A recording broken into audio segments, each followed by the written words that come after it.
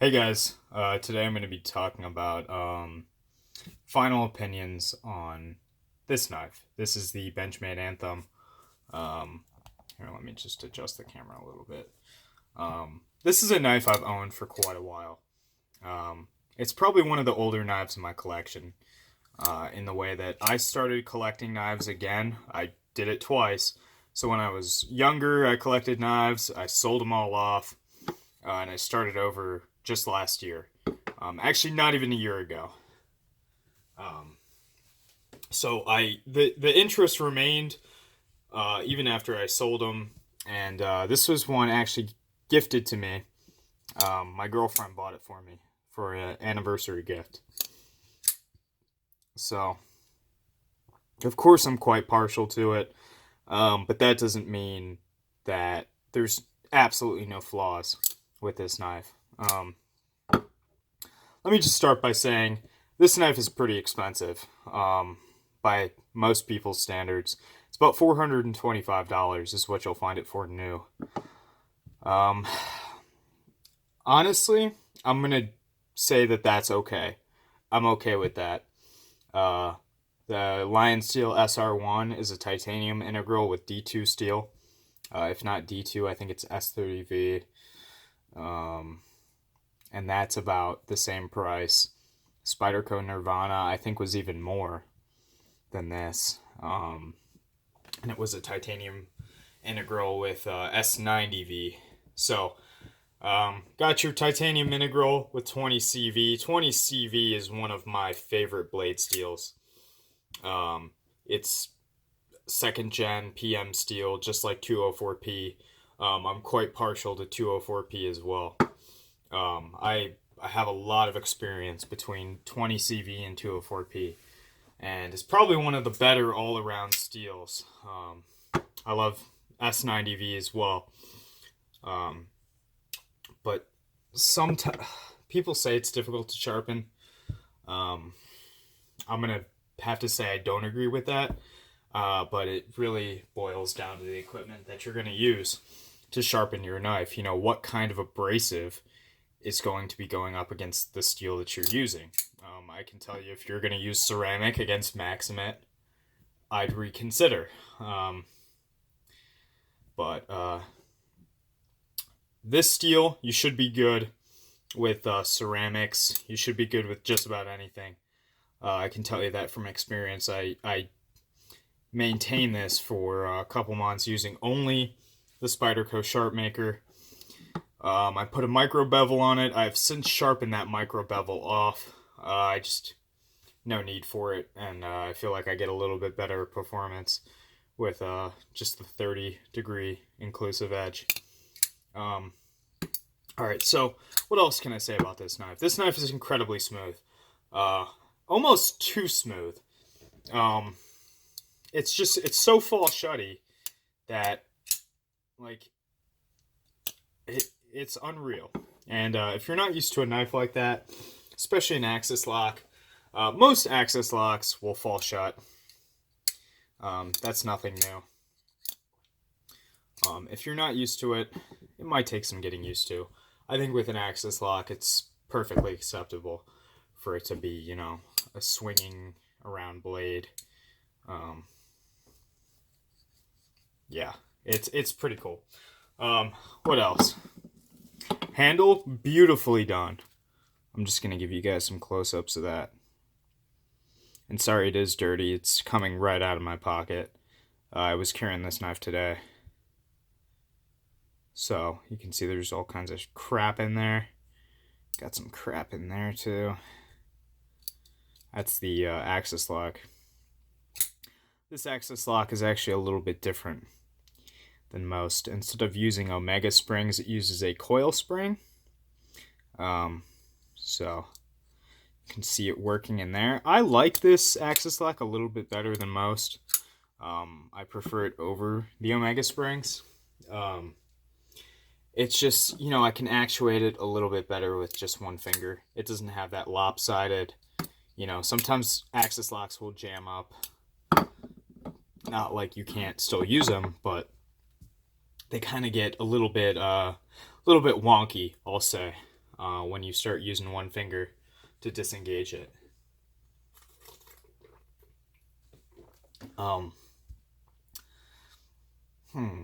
Where do I want to go next? Performance on this knife is incredible. It's one of my favorite knives to actually get shit done with. And that was a weird one for me.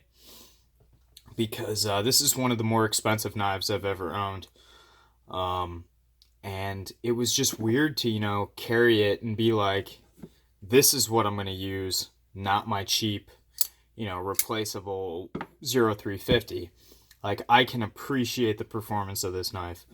I really can. It's so purposeful, like the blade shape.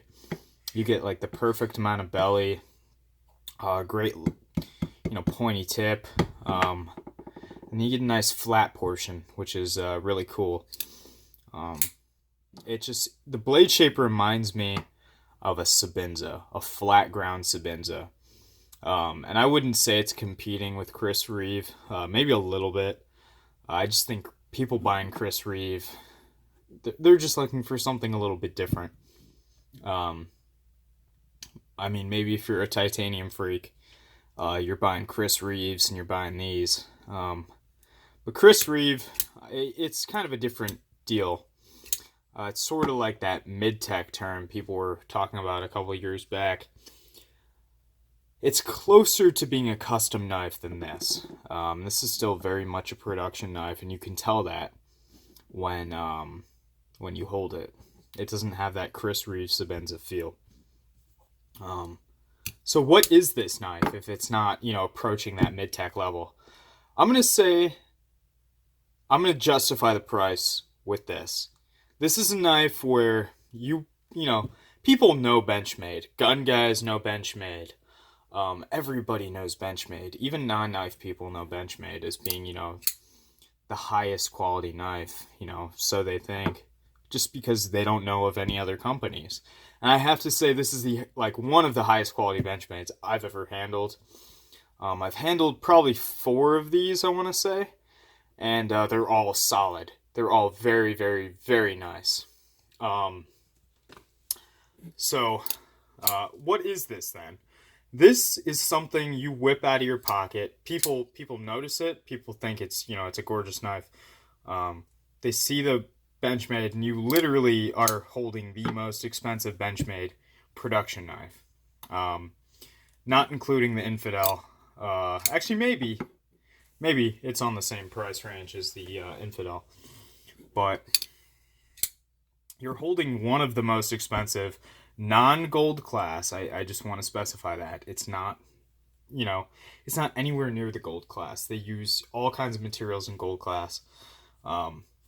It's a really exceptional knife. And it's not an art knife. It's a using knife.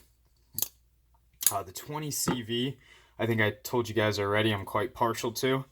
Performance on this example, stellar. It's amazing. It doesn't take a lot of work to strop back to life. I think S90V, S110V, I think you're going to have a little bit more of an issue stropping that steel back to life, whereas, 20 CV maybe has a little bit less carbide formation. It's kind of like a S30V or CTS XHP, but better. It's like, it's a super well-rounded steel. And this knife design, it's fun to play with. That's another thing. So if you're looking for a knife to play with, and a lot of times that's all people do with their knives. They just play with them. They don't use them. And I know that. And there's absolutely nothing wrong with that. Seriously. I'm not being sarcastic here. There's nothing wrong with buying a knife and never fucking using it. If you don't want to use it, it's your knife. Don't use it. It's one of those things like, I know people with, nicer cars, and there's no shame in not driving it because you think it's special. In fact, a lot of cars, you put 10,000 miles on them and they lose 80% of their value, Lamborghini, for example, Ferrari, 20,000 miles on a Ferrari, you're not going to get a lot out of that car in terms of, resell on it. People are kind of looking for under 1,000 miles typically. So if this is going to be your version of a Ferrari, much more obtainable, man, if you don't want to use it, just play with it on the couch, do whatever you want. I think you're going to be really satisfied with that. Opening it slowly versus quickly, it's very, very smooth. It doesn't quite have that like cloud feeling. Trying to think of what knife has a cloud feeling. A Sabenza. It's kind of just like free spinning, that kind of feeling. It feels like a skateboard ball bearing, almost. I mean, it's running on ball bearings. I think it might be one of the first Benchmades to run on ball bearings, actually. And another thing I like is a lot of designs, when you close them up, they still have, like that right there. It just kind of looks like it was designed to only be open. This looks just as elegant closed as it does when it's open. I mean, look at that. It's beautiful. What else can I say about this? Something I really appreciate. I really love this about this knife. Nojimping. Very comfortable. I'm not going to get blisters from this. I still haven't done a rope cut test with this. I actually ran out of rope. So I'm going to be getting some more today. But it's just, yeah, it's one of those things where people basically requested jimping because of a couple trends that were going on. Like, this is like an overly textured knife. It's not even overly textured. It's actually very well done. And this jimping is actually really effective too. Actually, my biggest complaint in terms of jimping is Spyderco. It's way, way too sharp. And if you're really bearing down on your knife, you're going to get some thumb wear. Let's see if I can make that focus. There you go. Yeah, so the tip of my thumb isn't even there. It's just like kind of a... I mean, it's obviously the flesh is there, but other than that, it's not there. So, would I recommend this knife? Yes. I would say go out, buy it. If you don't like it, it's going to retain its value really well. I've seen these go for used $380. You're losing like $35 to try it out.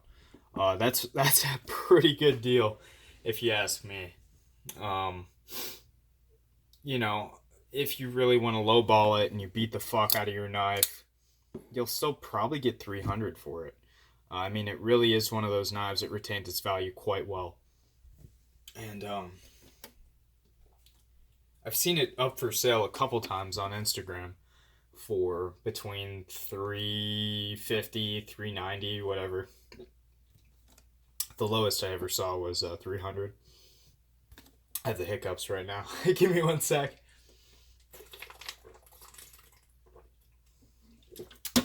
I've already redone this video like 4 times, and I'm not going to redo it again.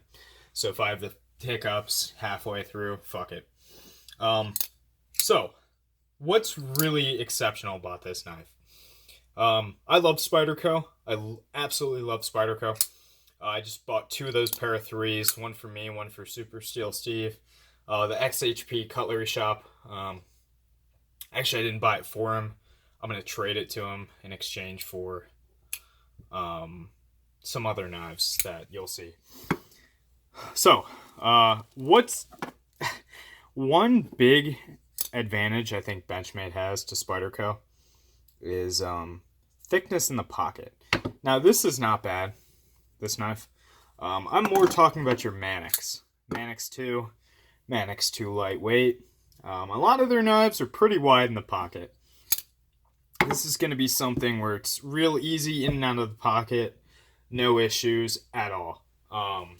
It's not going to snag on anything. It's not going to hurt your hand from, rubbing or anything. None of those issues.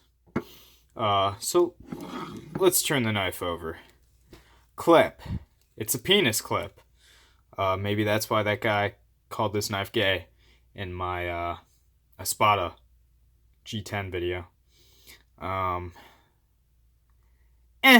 could go without the clip. But really, I mean, what were they supposed to do with it? I mean, I think it would look weird if it was plain. It is a 3D machine titanium clip. Looks very, very nice. You can see it is starting to wear. Keep in mind I carried this knife for, no joke, probably 4 months straight. I mean, every fucking day it was in my pocket. It's one of those knives, you're going to want to carry it if you get it. Same with the Sabenza. And there's a lot of knives I'll get, and I don't want to carry them. They're too fucking big. This, I'll carry it at work. Because somebody at work will be like, hey, let me see your knife. I whip this thing out. They're like, what the fuck? Why do you have that? Why do you need that? I'll just be like, I'll just make some joke about it. Yeah, so all in all, I'd definitely buy this knife. If I could afford to buy two, I unfortunately can't. Or at least I can't justify it, because there's so many cool knives I want to get. But if I had the money to get a second one, I definitely would. Maybe if I find one on the secondary market, I would definitely double up on this. I have a feeling it's not going to be around forever, unfortunately. And it saddens me that that's the case, because I feel like everybody should get to hold this knife at least once. So that way you know just how comfortable it is in most every grip, reverse grip. I've never used a knife in reverse grip, so I don't really care if it's comfortable or not. But yeah, if you were thinking about buying this knife, go for it. I don't think you're gonna really be disappointed. I don't see how you could be disappointed. I mean, I have a perfect specimen. I've examined 4 others, and they've also been perfect. So just keep that in mind, and yeah, thank you guys for watching, and I hope to see you guys in the next video. Please pick these up. These are just so gorgeous, so functional.